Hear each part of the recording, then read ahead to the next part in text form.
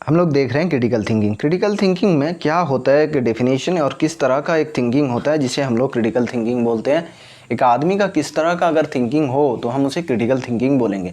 मतलब वो कैसे सोचता है सोचेगा तो वो क्रिटिकल थिंकिंग के अंदर आता है। तो हम सारा पॉइंट्स एक एक करके देखते हैं। सबसे पहले हम लोग क्रिटिकल थिंकिंग का डेफिनेशन देखते हैं।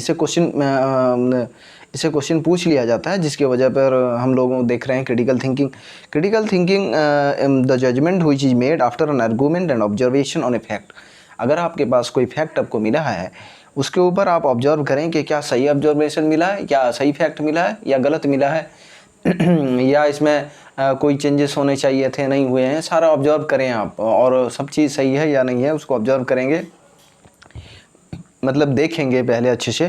फिर उसके बाद उसमें आर्गूमेंट करें, खुद के अंदर आर्गूमेंट करें क्या ये सही चीज़ होगा, इसको काम में लाना या इसको अप्लाई करना या इसको सही जज करना, या इस तरह का आप सोचें कि कैसे या ये क्या अगर हम काम अप्लाई कर दें तो ये क्या सही है या गलत है। तो इस तरह का जो जजमेंट आप बनाएंगे इसे क्रिटिकल थिंकिंग बोलते हैं। क्रिटिकल थिंकिंग में आपको हर चीज़ तरफ से देखना होगा, एनालिसिस करके भी देखना होगा और मैच्योर थिंकिंग लाकर भी देखना होता है जिसे हम लोग क्रिटिकल थिंकिंग बोलते हैं।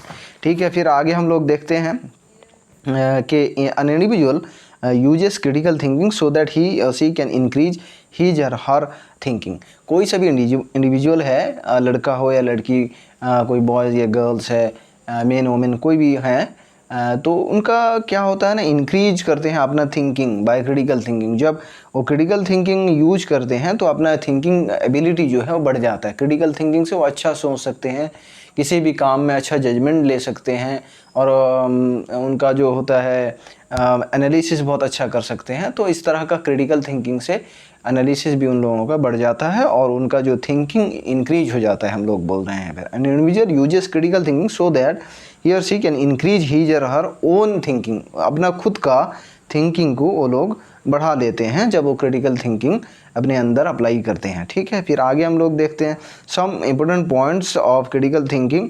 देखते हैं इंपॉर्टेंट पॉइंट्स क्या क्या होने चाहिए क्रिटिकल थिंकिंग के लिए। अभी देखें, individual has to be open minded from all sides.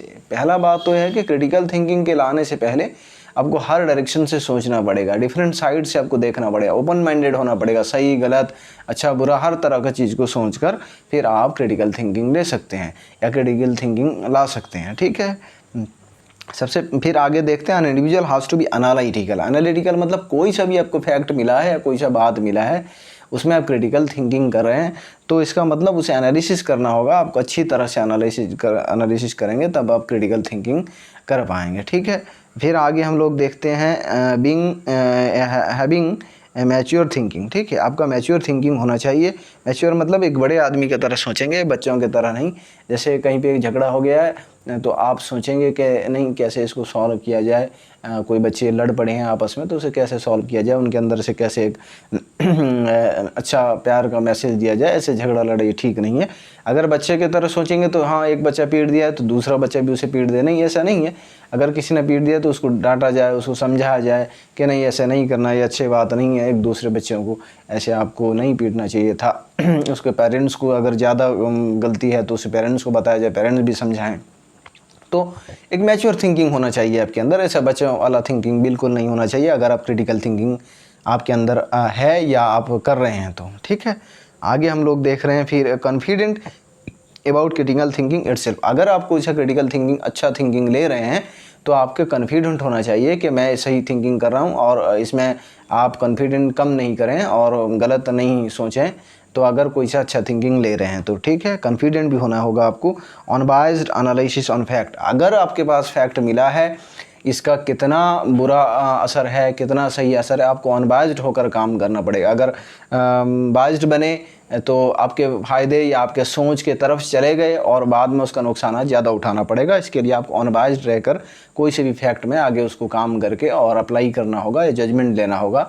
तो आपको क्रिटिकल थिंकिंग करते वक्त बिल्कुल अनबायस्ड रहना है। ठीक है, हम लोगों ने बहुत अच्छी तरह क्रिटिकल थिंकिंग के बहुत सारे पॉइंट्स पढ़ लिए हैं और इससे क्रिटिकल थिंकिंग ख़त्म हो जाता है।